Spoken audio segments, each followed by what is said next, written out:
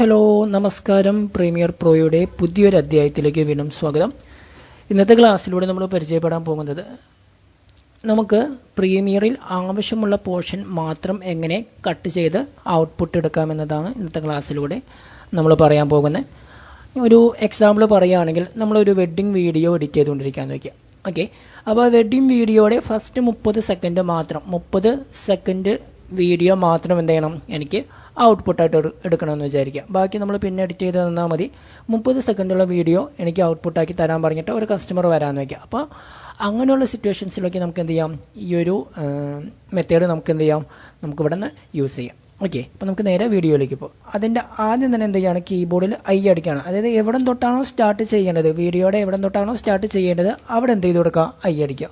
അങ്ങനെ ചെയ്യാൻ ബുദ്ധിമുട്ടാണെങ്കിൽ നമുക്ക് ഇവിടുന്ന് മാർക്കിംഗ് ഇങ്ങനെ ഓപ്ഷൻ യൂസ് ചെയ്യാട്ടെ. ഇതിൽ ക്ലിക്ക് ചെയ്താലും കുഴപ്പമില്ല. കീബോർഡിൽ ഓ അടിച്ച് എന്ത് ചെയ്തു, ഔട്ട്പുട്ടും സെറ്റ് ചെയ്തു. അതുമല്ലെങ്കിൽ നമുക്കിത് ഇവിടുന്ന് ഓ എന്ന് പറഞ്ഞൊരു മാർക്ക് ഔട്ട് എന്നൊരു ഓപ്ഷൻ വേണമെങ്കിൽ യൂസ് ചെയ്യാം കേട്ടോ. ഇതിന് ശേഷം നമുക്ക് എന്ത് ചെയ്യാം, ഫയലിൽ എക്സ്പോർട്ടിൽ മീഡിയ കൺട്രോൾ M ആണ് ഷോർട്ട് കീ.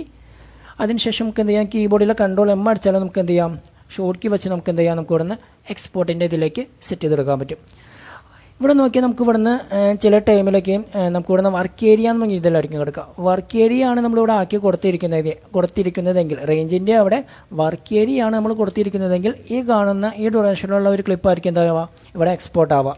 ഞാനിവിടെ എന്താ ചെയ്യണം, വർക്ക് ഏരിയ മാറ്റിയിട്ട് ഞാൻ എന്ത് ചെയ്യണം, സോഴ്സ് ഇൻ ഔട്ട് കൊടുക്കുന്ന സമയത്ത് നോക്കി 31 സെക്കൻഡിലുള്ള വീഡിയോ ആയിരിക്കും എന്താവുക, ഇവിടെ എക്സ്പോർട്ടായിട്ട് നമുക്ക് കിട്ടാം. 14 സെക്കൻഡിലുള്ള വീഡിയോ ആയിരിക്കും എന്താവുക, ഇവിടുന്ന് എക്സ്പോർട്ടായിട്ട് നമുക്ക് എന്ത് ചെയ്യാം, കിട്ടാം. ഇതിനുശേഷം നമുക്ക് എന്ത് ചെയ്യാം, ഏതൊരു ഫോർമാറ്റിലാണോ വേണ്ടത് ആ ഫോർമാറ്റിൽ എന്ത് ചെയ്യാം, നമുക്ക് ഔട്ട്പുട്ടിൻ്റെ മെത്തേഡ് ഒരു ഇതാക്കി കൊടുക്കുക. അതായത് ഇപ്പോൾ HD ആണോ യൂട്യൂബിൻ്റെ ഇതാണോ 4K ആണോ എന്ന് കൊടുക്കുക. ലൊക്കേഷൻ എന്ത് ചെയ്യുക, സെറ്റ് ചെയ്ത് കൊടുക്കുക. അപ്പോൾ ഞാൻ തൽക്കാലം എന്ത് ചെയ്യാണ്, ഡെസ്ക്ടോപ്പിലേക്ക് ജസ്റ്റ് ഒന്ന് സേവ് ചെയ്യാണ്. ഔട്ട്പുട്ട് എന്ന് പറഞ്ഞാൽ എന്ത് ചെയ്യണം, സേവ് ചെയ്യാണ്. ജസ്റ്റ് ഒന്ന് ഔട്ട്പുട്ട് പറഞ്ഞ് സേവ് ചെയ്തു. ജസ്റ്റ് ഒന്ന് എന്ത് ചെയ്ത് കൊടുക്കുക, എക്സ്പോർട്ട് ചെയ്ത് കൊടുക്കുക. എക്സ്പോർട്ട് ചെയ്ത് നമുക്ക് എന്താവും, നമ്മൾ ഉദ്ദേശിച്ച വീഡിയോ എന്താവും, നമ്മൾ ഇന്നും ഔട്ടും സെറ്റ് ചെയ്ത് കൊടുത്ത വീഡിയോ എന്താവും, ഓട്ടോമാറ്റിക്കായിട്ട് എന്താവും അവിടെ വന്നിട്ടുണ്ടാവും. അപ്പോൾ വീഡിയോ ഇഷ്ടപ്പെട്ടാൽ ലൈക്ക് ചെയ്യുക, ഷെയർ ചെയ്യുക, സബ്സ്ക്രൈബ് ചെയ്യുക. പുതിയൊരു വീഡിയോയിൽ നമുക്ക് എന്ത് ചെയ്യാം, പുതിയൊരു അധ്യായമായിട്ട് കാണാം.